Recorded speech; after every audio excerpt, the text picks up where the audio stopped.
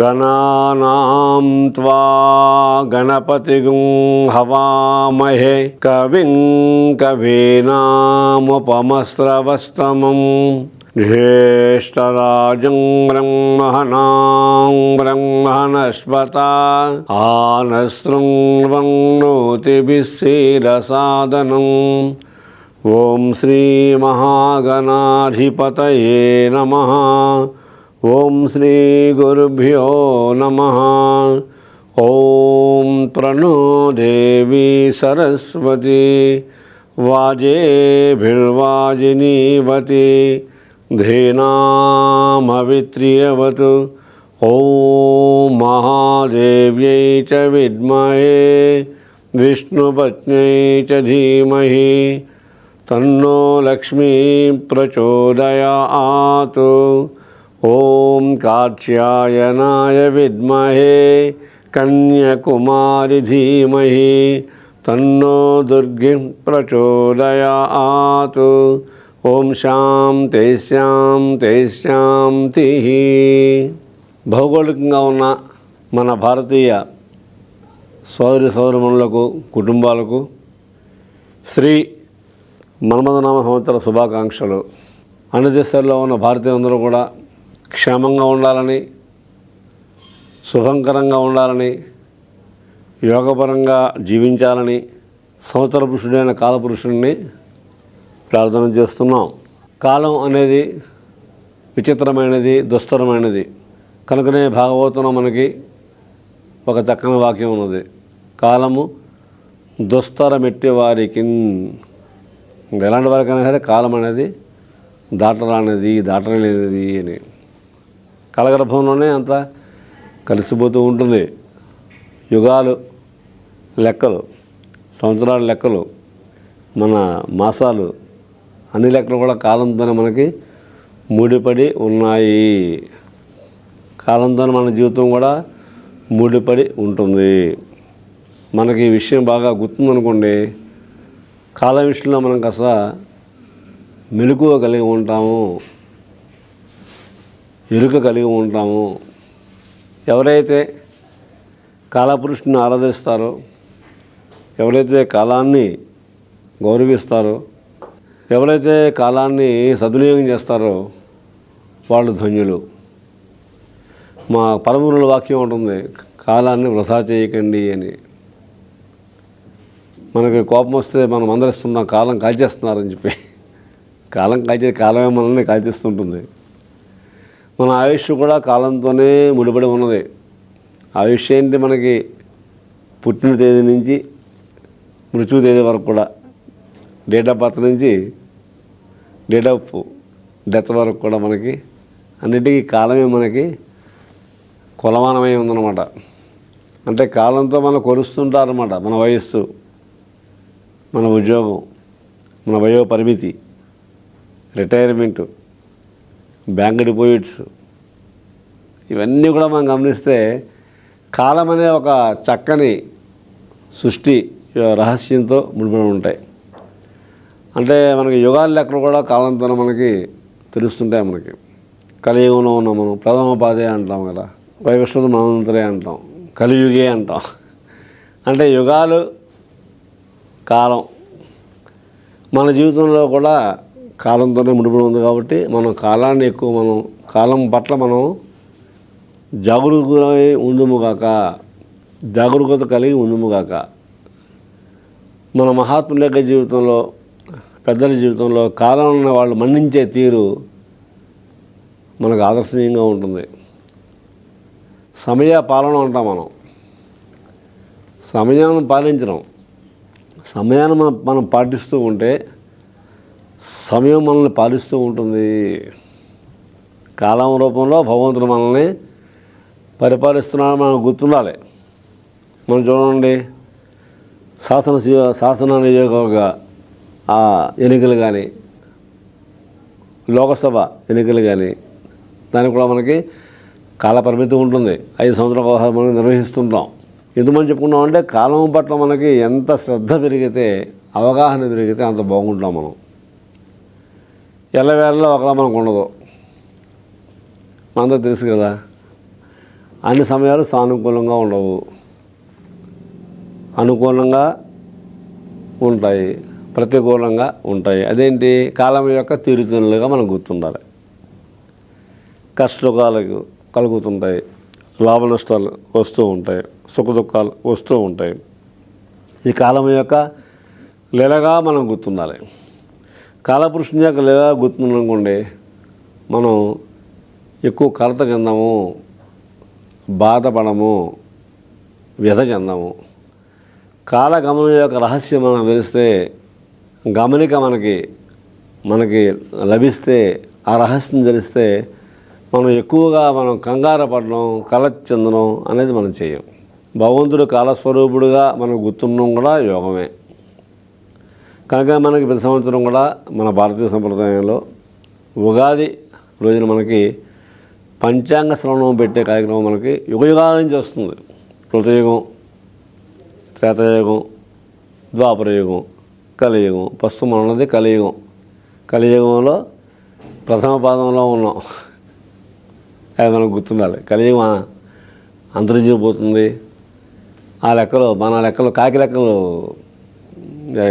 అక్కడ మనకి ఫలించవి చెప్తుంటారు. అప్పుడు మనకి కలియుగం అంతమైపోయిందని. అంతమైపోతే చెప్పడం మనం ఉన్నాం కదా, వాళ్ళతో మనం కూడా అంతమైపోతాం కదా. కాలము అంటే కదిలేది అని. సంవత్సర రూపంలో కాలం మనం దర్శనం చేయొచ్చు. ఉత్తరాయణం, దక్షిణాయనం రూపంలో కాలం దర్శనం చేయొచ్చు. 12 మాసాలు ఆ రకంగా కాలాన్ని దర్శనం చేయొచ్చు. మాసం, ఋతువులు, 2 మాసంలో ఒక ఋతువు కదా మనకి. ప్రస్తుతం మనకి మన నక్షత్రంలో వసంత ఋతువులో మనం వసిస్తున్నాం. ప్రస్తుతం మనం వసంత ఋతువు అంటే చైత్రము, వైశాఖము కలిసి వసంత ఋతువు అంటారు. మన స్వామి, మన పార్థసారథి, మన కృష్ణుడు భగవద్గీతలో చెప్పిన వాక్యం ఉంటుంది మనకి విభూతి యోగంలో, ఋతూనాం కుసుమాకరః అంటే 6 ఋతువుల్లోని నేను వసంత ఋతువును అని ఆయన స్వామి మనకి ఉపదేశించి ఉన్నారు. ఆ వసంత ఋతువుని ఆయన ఎందుకు చెప్పి ఉండాలి? అది మనం ఉపాసన చేస్తే, మనకి మననం చేసుకుంటే మనకి కొన్ని విషయాలు మనకి అవగాహన వస్తాయి, రహస్యాలు తెలుస్తుంటాయి. శ్రీకృష్ణ భగవానుడు విభూతి యోగంలో ఏ తానని చెప్పాడో ఆయన వేదాల గురించి చెప్తారాయన, నక్షత్రాల గురించి చెప్తారాయన, వృక్షాలలో అశ్వవృక్షం నేనని చెప్పారాయన. అదే ఎందుకు చెప్పాలి స్వామి? ఇవన్నీ మనం గమనించి విభూతి యోగం బాగా మనం మననం చేసుకుంటే స్వామి యొక్క ఆయన ఉపదేశం ఏంటి, మనలో ఏ రకంగా సమన్వయించబడుతుందో మనకి అనుసంధానానికి వస్తుందన్నమాట. స్వామి ఏం చెప్పారంటే ఋతూనాం కుసుమాకరః అని చెప్పారు. స్వామి జీవితకాలంలో అంటే స్వామి మన కృష్ణస్వామి ద్వాపరయుగంలో అవతరించిన తత్వం. ద్వాపరయుగం చివరి రోజున కలియుగం ప్రథమ దినం నాడు శ్రీకృష్ణుడు ఏ రోజైతే తన భౌతిక దేహ పరిత్యాగం చేశాడో అదే రోజు నుంచి కలియుగం ప్రారంభమైనట్టుగా మనకి భాగవతం మనకి చెబుతుంది, మహాత్ములు చెబుతూ ఉంటారు. మేడం బ్లావెట్స్కి కూడా ఆమె రచించిన సీక్రెట్ డాక్టరీన్లో ఈ విషయాన్ని ప్రస్తావన తెచ్చారు. శ్రీకృష్ణుడు భూమి మీద దాదాపు 120 సంవత్సరాలు జీవించినట్లుగా మనకి మాస్టర్ జీకే సాహిత్యంలో మనకి దర్శనమిస్తూ ఉంటుంది. శ్రీకృష్ణుని యొక్క స్పర్శ దర్శనం మనకు కావాలి అంటే, ఆయనతో మనకి సాన్నిధ్యం లభించాలి అంటే, మనకి అనేక మంది పరమగురువులు, ఋషులు అనేక గ్రంథాలు రాశారు, అనుభవించి మనకి చెప్పారు. ఆధునిక యుగంలో అంటే ఈ నవయుగంలో దీనినే మనకి పరమూరుల యొక్క భాషలో కుంభయుగము అంటారు. ఆంగ్లంలో చెప్పాలంటే ది ఎక్వేరియన్ ఏజ్ అంటారు. ఆ యుగంలో ప్రస్తుతం మనం జీవిస్తున్నాం. ఎక్వేరియన్ ఏజ్లో మనం జీవిస్తున్నాం. స్వామి సాన్నిధ్యం మనకి కలగాలి, దైవ సాన్నిధ్యం కలగాలి అంటే ఏం చేయాలి? అది కూడా మనం తెలుసుకోవాలి. మనం ఏం చేయాలో మనకు తెలియాలి కదా. మన వంటగదిలో ఏం చేయాలో ఆ తల్లికి, ఆ స్త్రీకి, ఆ మహిళామూర్తికి, లేదా శ్రీమతికి, లేదా అక్క చెల్లెలకి ఏం చేయాలో తెలిసే చేస్తారు కదా. వంట ఏం చేయాలో తెలియకుండా వంటగదిలోకి వెళ్ళరు కదా. అలాగే మనకి సాధన మార్గంలో మనం ఏం చేయాలో మనకు తెలియాలండి. ప్రధానమైన విషయం మనం ఏం చేయాలి మనకు తెలియాలి, ఏం చేయకూడదో తెలియాలి, ఎలా మాట్లాడాలో తెలియాలి, ఎలా మాట్లాడకూడదో కూడా తెలియాలి, ఎలా ప్రవర్తించాలి, ఎలా ప్రవర్తించకూడదు, ఎక్కడ మాట్లాడాలి, ఎక్కడ మాట్లాడకూడదు, ఎక్కడ ఆచరించాలి, ఎక్కడ ఆచరించకూడదు, ఎలా మాట్లాడాలి, ఎలా మాట్లాడకూడదు, ఇవి తెలిస్తేనండి మన జీవితం శుభంకరంగా ఉంటుంది, సులభంగా సాగిపోతుంది, ఆనందమయంగా మన జీవితాన్ని గడుపుతూ ఉంటాం. ఇవి తెలియక మనకి తికమకలు, చిక్కులు, చికాకులు, సమస్యల కారణం ఇవే అని నా భావనది. నేను ఎక్కువ చుట్టూ ఉన్న వ్యక్తులు, కుటుంబాలు, బంధుమిత్రులు, సమాజాన్ని ఎక్కువ నేను పరిశీలిస్తూ ఉంటాను. అది మన సరదా అనమాట. అంటే సాధనాపరంగా ఎవరిని విమర్శించడం మార్గం కాదు, ఎవరిని ద్వేషించాం, ఎవరైనా తోలను ఆడడం, తెలుచూపు మనం ఉండకూడదు, అహంకారంతో మాట్లాడకూడదు, నిర్లక్ష్య వైఖరి కూడదు. ఇది సాధనలో మనకి ప్రాథమిక సూత్రాలు. భగవంతుడు, తత్వము, అవతారమూర్తులు అవి పెద్ద విషయాలు. అవి శాస్త్రానికి అందని విషయాలు కొన్ని ఉంటాయి. మనకు తెలిసినవే సత్యం అనుకోవడం పరిమిత జ్ఞానం అన్నమాట. పరిమిత జ్ఞానం. మనకు తెలియనివి చాలా ఉంటాయి, తెలుసుకోవాలి అనే జిజ్ఞాస మనకు ఉండాలి. జిజ్ఞాస లేనివాడు, ఉత్సాహం లేనివాడు యోగమార్గానికి అర్హత సాధించలేరు. యోగమార్గం అంటే, వేదమార్గం అంటే ఏదో మనకి వృద్ధులైపోయిన తర్వాత చేసేది, వృద్ధాప్యంలో మనం జపం చేసుకోవచ్చు, ఇప్పుడు కాకుండా అది పొరపాటుది. అది పొరపాటును మనకి తెలియజేయడానికి ధ్రువుడి యొక్క చరిత్ర, ప్రహ్లాదుడి చరిత్ర, మనకి పరీక్షణ మహారాజు చిన్న వయస్సులోనే, యవనంలో కొందరు, చిన్న వయసులో కొందరు ఈ భాగవత మార్గాన్ని, యోగ మార్గాన్ని స్వీకరించి ఆచరించి తరించారు. గుర్తుపెట్టుకోండి, మనకి తరించిన వాళ్ళే మనకి ఆదర్శమూర్తులు. వాళ్ళే ఆదర్శం మనకి, వాళ్ళే ప్రమాణం మనకి. అందులో మనకెందుకండి, మనం నడుస్తున్న మార్గానికి ప్రమాణం ఎవరంటే పరమ గురువులు లేదా ప్రాచీన ఋషులు. వాళ్ళకి తెలియదు అని అనేస్తుంటారు. తెలియని వాళ్ళు ఇతరులు తెలియదు అనుకుంటుంటారు అన్నమాట. అంటే అజ్ఞానులు అనమాట. అజ్ఞానులు అంటే జ్ఞానం లేనివాడు. అజ్ఞానులు అంటే ఏదో తప్పుడు పదం కాదు. అజ్ఞానులు అంటే జ్ఞానము లేనివాళ్ళు, జ్ఞానులు కానివారు. జ్ఞానులు కావాలని స్వామి యొక్క సంకల్పం. జ్ఞానీ త్వాత్మైవ మే మతం, స్వామి వాక్యం అది. అలాంటి స్వామి యొక్క సాన్నిధ్యం మనకి లభించాలని మనకు సంకల్పం మనకు ఉండాలి. అనుభవంతో చెప్తున్న విషయం ఏంటంటే, మన సాహిత్యం కన్నా గ్రంథపట్నం, అభిషేకాలు, పూజలు, హోమాలు ఇవన్నీ కూడా మన మార్గంలో అత్యున్నతమైనవి, పవిత్రమైనవి ఆచరించుదాముగాక. స్వామి సాన్నిధ్యం మనకి లభించిందంటే, ఆ రుచి మనకు తెలిసిందంటే, మన మిగతా వాటి పట్ల మనకి ఆసక్తి మనకి తగ్గిపోతూ ఉంటుంది. చచ్చిపోదు, తగ్గిపోతూ ఉంటుంది.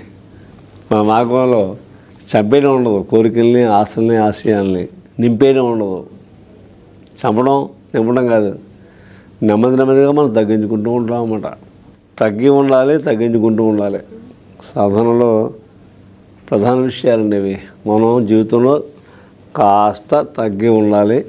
తగ్గి ఉండడం నేర్చుకుంటే మనం జీవితంలో చాలా ఆనందిస్తుంటాం. మనం విర్రవేగడం, రంకెలు వేయడం, కేకలు పెట్టడం, ఆర్భాటాలు చేయడం, మన మాటలతో అందరినీ నిందించడం, హింసించడం, చిన్నచూపు చూడడం, ఇట్లాంటివి మన మార్గంలో కూడవు. మన మార్గం అంటే పరమగురువుల మార్గము, ప్రాచీన భారతీయుల మార్గము. మన ముందు ఇంట్లో సాధన మొదలుపెట్టాలి. మన కుటుంబ సభ్యులతో ఎట్లా మనం ప్రవర్తిస్తున్నాం, కార్యాలయంలో ఎట్లా ప్రవర్తిస్తున్నాం, మనం మాకన్నా కింద పనిచేసే వాళ్ళతో ఎట్లా ప్రవర్తిస్తున్నాం, ఎట్లా మాట్లాడుతున్నాం, మనకన్నా పెద్దవాళ్ళతో ఎట్లా మాట్లాడతాం, ఒళ్ళు దగ్గర పెట్టుకుని సార్ సార్ అంటాం, వినయంగా మాట్లాడుతుంటాం. మనకన్నా చిన్నవాళ్ళతో ఎలా మనం ప్రవర్తిస్తున్నాము అది స్వామి చూస్తుండాలని మనం గుర్తుండాలి. ఒక విషయం మనం గుర్తుండాలండి, స్వామి స్మరణ అదొకటి, మన యొక్క ఆలోచనలను స్వామి గమనిస్తున్నాడు, మన ప్రవర్తనలను స్వామి గమనిస్తున్నాడు అని మనం గమనిస్తే మనం చాలా జాగ్రత్తగా ఉంటాం. మా భాష చెప్పుకోవాలంటే ఒళ్ళు దగ్గర పెట్టుకుని ఉంటాం అన్నమాట. మనకు అసలు జ్ఞానం వచ్చేసరికి, సాధన చేసేసరికి, జీవితంలో సక్సెస్ జయం వచ్చేసరికి, లాభం వచ్చేసరికి, సంపదలు వచ్చేసరికి, సమాజంలో మనకి పలుకుబడి పెరుగుతున్నప్పుడు మనకు కాస్త చిన్న అహంకారం అనే తరంగం మనలో లేస్తూ ఉంటుందన్నమాట. అది సాధనలో భాగమే. సముద్రంలో అలలు ఎగరవా, ఎగిరి మళ్ళీ అక్కడే పడతాయి కదా. సముద్రంలో అలలు ఎగరుతుంటే ఇట్లాగా అలలు నాట్యం చేస్తున్నట్టుగా మనం దర్శనమిస్తుంది మనకి అలలు.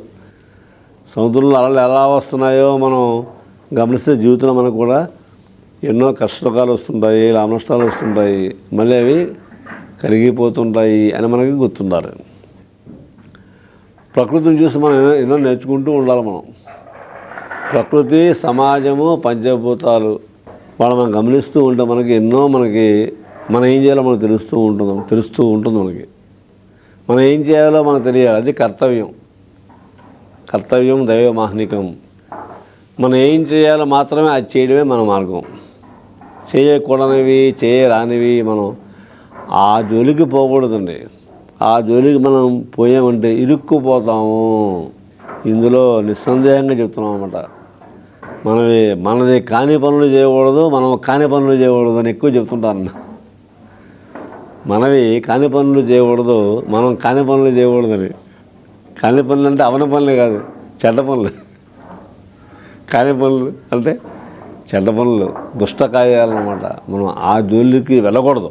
మన మార్గంలో ఏంటంటే స్వధర్మాన్ని ఆచరిస్తూ ఉంటాం, చేతనైన సహాయాన్ని అందిస్తూ ఉంటాం, సహకారాన్ని కల్పిస్తూ ఉంటాం. అడిగితే మనం సాయం చేస్తూ ఉంటాం. అడిగితే సాయం చేస్తుంటారు మనం.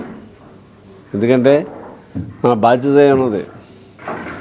అడగపోయినా సాయం చేసేవాళ్ళు ఉంటారు, వాళ్ళు పరహితం జీవిస్తూ ఉంటారు. మన మార్గంలో, ఋషుల మార్గంలో స్వధర్మాచరణ అన్నది ప్రాథమిక సూత్రమైనది. స్వధర్మాచరణము, తర్వాత ఏంటంటే పరహితము, సంఘహితము మనం జీవించడం, సమాజహితం మనం జీవించడం అనేది కూడా మన జీవితంలో భాగం కావాలి. కేవలము నేను, నా కుటుంబము, నా కుటుంబ సభ్యులు, నా బంధువులు అని కాకుండా మన చుట్టూ ఎవరన్నా ఆపదల్లో ఉంటే, వాళ్ళకి సహకారం కావాలంటే, వాళ్ళు ఏమన్నా కాస్త అనారోగ్యంగా ఉన్న, ఆర్థిక పరిస్థితి బాగోపోయినా సరే మనం సహాయం చేసామనుకోండి, మనం ధరిస్తాం. వాళ్ళకి ఉపయోగపడుతుంది, మనం ధరిస్తాం. మనం ఎప్పుడూ గుర్తుండాలండి, మనం చేసే సేవ వలన మనం ధరిస్తాం. మనం, మన కుటుంబ సభ్యులు, మన తరాలు బాగుంటాయి. మనం చేసే సేవ వలన కానీ, దాన ధర్మాల వలన కానీ మనకి సంతోషం కలుగుతుంది, మాకు సంతృప్తి లభిస్తుంది, సంతృష్టి కలుగుతుంది. కానీ తత్కారణంగా, తత్ప్రభావంగా మన తరాలు అంటే దాదాపు 3-5 తరాలు తరిస్తాయి. తరింపజేసే మార్గాన్ని మన ఋషులు ఇచ్చారు మనకి. ఎంత సంపాదించావు అన్నది ఎంత ముఖ్యమో, ఎంత దాన ధర్మాలు చేసావు కూడా అంతే ముఖ్యం. సక్రమ సంపాదన ఎంత ముఖ్యమో, దాన ధర్మాలు అంతే ముఖ్యం మనం గుర్తుండాలి. సంపాదించి తన కుటుంబం కోసం దాచిపెట్టడం తప్పేమి కాదు. కానీ ఆ సంపాదన సక్రమంగా ఉందో చూసుకోవాలి. అక్రమ సంపాదన అంతా కూడా మనకి వాళ్ళ అక్రమ సంపాదకుల్ని ప్రకృతి కాలము క్షమించదు. ఎప్పుడో ఒకప్పుడు ఆ సమయం వచ్చినప్పుడు వాళ్ళు బంధించబడుతూ ఉంటారు. ఎంతోమంది బాధపడుతూ ఉంటారు. మనం చూస్తూ ఉంటాం, మనకు తెలిసిన సన్నిహితుల్లో మిత్రుల్లో కూడా. అంటే అంతవన్నా మాకు సుఖం లేదని ఉంటారు పాపం. సంపదలు ఉంటే వాళ్ళకి మాస్టర్ గారు సుఖం లేదని అంటారు. సుఖం ఎందుకు లేదు ఒకసారి ఆలోచించండి చెప్తున్నాను నేను. మన కారణం ఆలోచించాలి. ఇప్పుడు మనం ఏదైనా ఫలితం మనకి లభించినప్పుడు ఈ ఫలితానికి కారణం ఏంటి? మన కష్టం వచ్చిందనుకోండి, మన నష్టం వచ్చిందనుకోండి, మన దుఃఖం వచ్చిందనుకోండి, దీనికి కారణం ఏముంటుంది మనం గమనించామనుకోండి మనకి తప్పనిసరిగా మనకి తెలుస్తుంది. లేదా పెద్దవాళ్ళని అనుభవజ్ఞుల్ని మన ఇంట్లో వృద్ధులు ఉంటారు, వాళ్ళని అడిగితే మనకు చెప్తారు. మన పట్టించుకోలేదనుకోండి వాళ్ళు చెప్పరు. ముఖ్యంగా సాధన మార్గంలో పట్టించుకోవడం చాలా ప్రధానం. ఇంగ్లీష్లో మనం ఏమంటామంటే బీ కన్సర్న్ అంటాం. బీ కన్సర్న్ అంటాం. మన పనులు ఎంత శ్రద్ధగా చేస్తామో, మన కుటుంబ సభ్యులు ఎంత శ్రద్ధగా సంరక్షణ చేస్తుంటామో అదే శ్రద్ధ, అదే ప్రేమ ఇతరుల పట్ల, సమాజంలో ఉన్న సామాన్య జనాల పట్ల మాకు ఉందనుకోండి, అప్పుడు మనం సాధకులము, భక్తులము, సేవకులము అని లెక్క. గుర్తుపెట్టుకోవాలి మనందరం కూడా. రాజకీయవేత్తలు కావచ్చు, వ్యాపారవేత్తలు కావచ్చు, స్వామీజీలు కావచ్చు, సద్గురువులు కావచ్చు, పారిశ్రామికవేత్తలు కావచ్చు, అధికారులు కావచ్చు, రాజకీయవేత్తలు కావచ్చు, ప్రధానమంత్రి కావచ్చు, కార్మికులు కావచ్చు, ఏ రాజకీయ పార్టీ అయినా సరే ఎవరన్నా కావచ్చు, మనకేం గుర్తుండాలంటే మన ద్వారా సమాజానికి జరుగుతున్న సేవ ఏమిటని గుర్తుండాలి.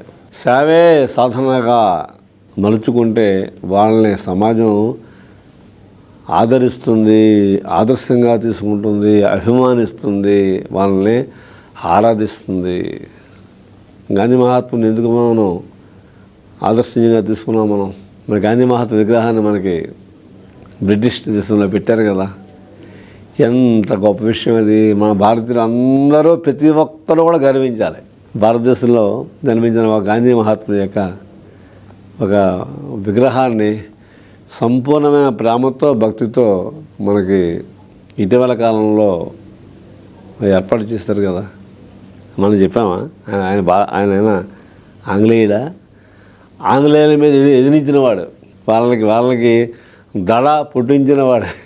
హింసావాదంతో కాదు, అహింసావాదంతో మాట తొలకుండా, ఉద్రేకం లేకుండా ఒక తపస్సు, మానసికమైన తపస్సు చేసి మన దేశానికి స్వాతంత్రం సంపాదించాలని ఒక అకుంఠిత దీక్షతో, దృఢ సంకల్పంతో రకరకాలుగా ఆయన ప్రయోగాలు చేసి మన స్వాతంత్రానికి పట్టుకొచ్చిన మహనీయులలో గాంధీ మహాత్ములు మనం ఎక్కువ చెప్పుకుంటూ ఉంటాం.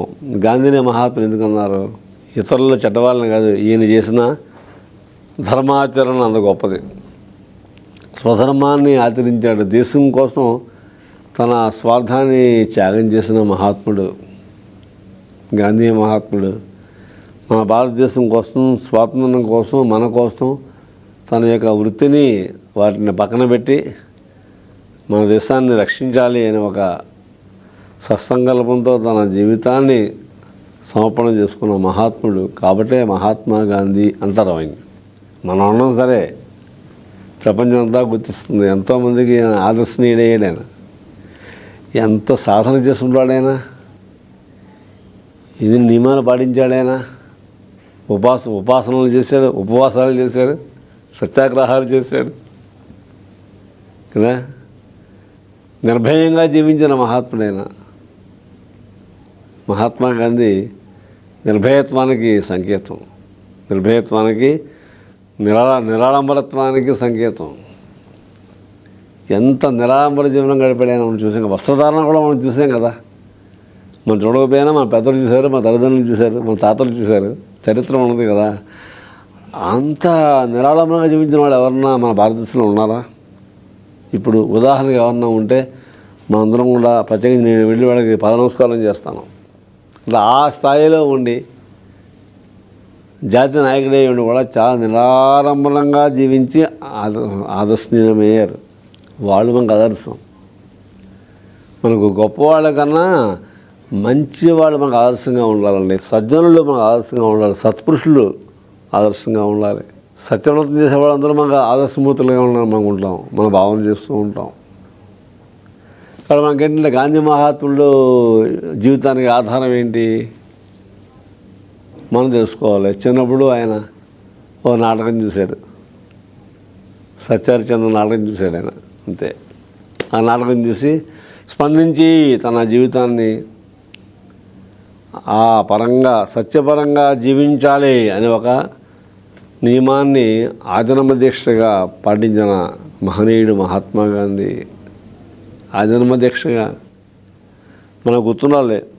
జీవితంలో మనం ఏం చేయాలంటే సాధన మార్గంలో ఉన్నాం కాబట్టి ఒకటి రెండు నియమాలు మనం స్వీకరించి వాటిని ఆచరిస్తూ ఉండాలి, అభ్యసిస్తూ ఉండాలి, అంటే ప్రాక్టీస్ చేస్తూ ఉండాలన్నమాట.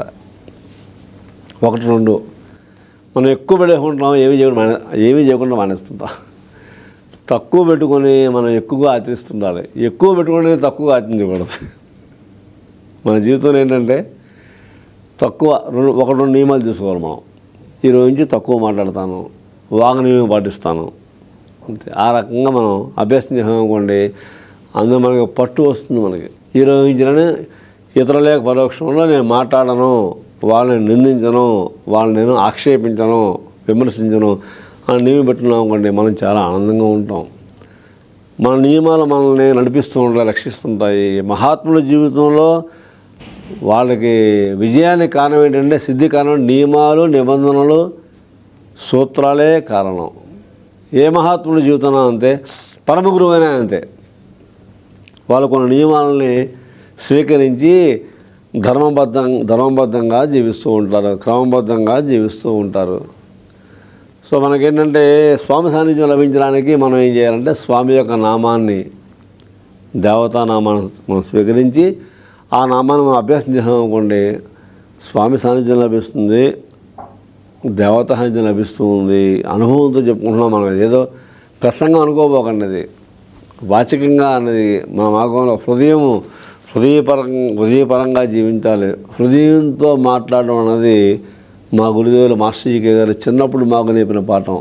హృదయంతో మాట్లాడడం, హృదయంతో ఆలోచించడం. ఈ రకంగా జీవిస్తే స్వామి సాన్నిధ్యం లభిస్తుంది. కాబట్టి మనందరం కూడా ఒక నామాన్ని స్వీకరించి దాన్ని ప్రతిజ్ఞ చేస్తూ ఉండాలి. ఆ నామం మనమైపోవాలి. లేదా మన కొన్ని నియమాలను మనం పెట్టుకొని 2-3 నియమాలను స్వీకరించి సంవత్సరం పాటు ఆచరించామనుకోండి, అందులో మనకి మనకి ఒక పట్టు లభిస్తుంది, మాధుర్యం లభిస్తుంది. కాబట్టి అందరం కూడా చక్కని నియమాలని మనం ఏర్పరచుకుందాముగాక, సజ్జనులను గౌరవించుదాముగాక. మన గీతాచార్యుని చూపులలో, మంద్రగీతాచార్యుని పలుకులలో, పరమ పురుషుని పరమ ప్రేమలో, అవతారమూర్తుల వెలుగు బాటలో, లోకా సమస్తా సుఖినో భవంతు, లోకా సమస్తా సుఖినో భవంతు, లోకా సమస్తా సుఖినో భవంతు. ఓం శాంతి శాంతి శాంతి.